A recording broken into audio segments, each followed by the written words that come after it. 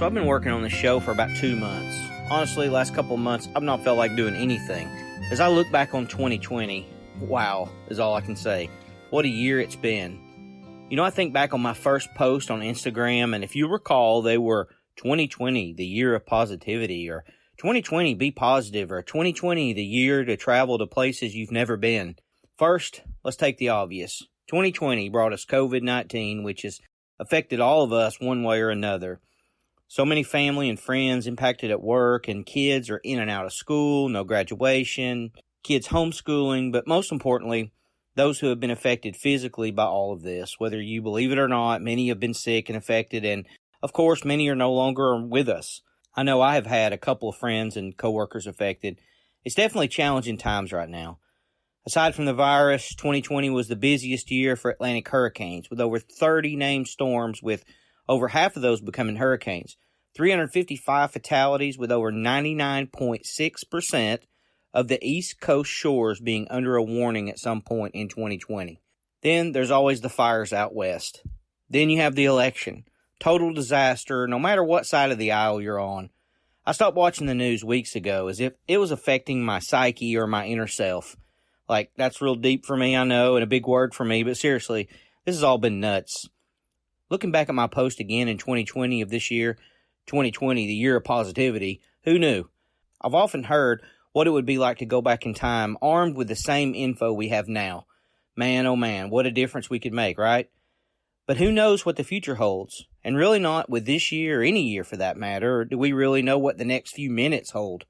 Our lives have been, can, and no doubt at some point will be changed in the blink of an eye with a phone call or text message or news blurb.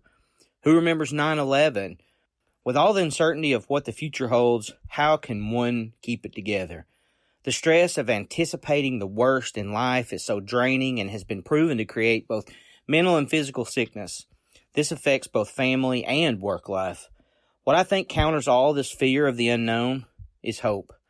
I've heard that hope is not a strategy or hope is not a plan. I personally hate and despise somebody to say this. Hope is not a plan. Hope is a plan. Instilling hope into any situation lends itself to the positive outcome. I mean, let's think about this a second. Before I act to do anything, if I were not to think there's going to be a favorable outcome, I'd be an idiot to do it, right? I mean, just think about it. And forgive me for simplifying this, but if I get on an elevator and I don't have any confidence in its ability to take me up or down to another floor, why would I even press the button? If my goal is to lose weight and I put the blood, sweat, and tears into it, running, walking, exercising, and eating right, don't you hope that you will lose weight? I mean, if you didn't have that hope, would you even bother going through all that? Let's talk about hope in the workplace. I've heard from senior leaders time and time again that hope isn't a plan. I already told you how much I literally hate this statement. It's just total garbage. I think they teach this in How to Be a Sucky Leader 101 class.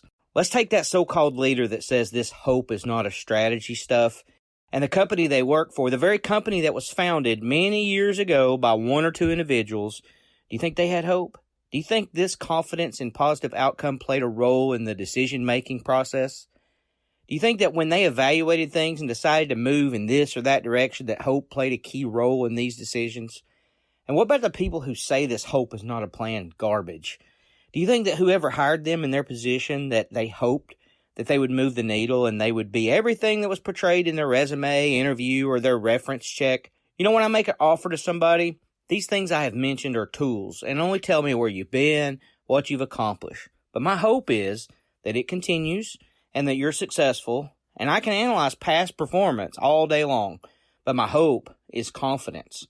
Confidence sparks me as a leader to influence change and free thinking. My hope in my team instills vision, and with that vision comes accomplishments. What coach walks out on the field and doesn't hope he or she wins? Was it solely the plan with no act or preparation? Of course not. You know where hope is not a strategy came from? From the Barack Obama campaign.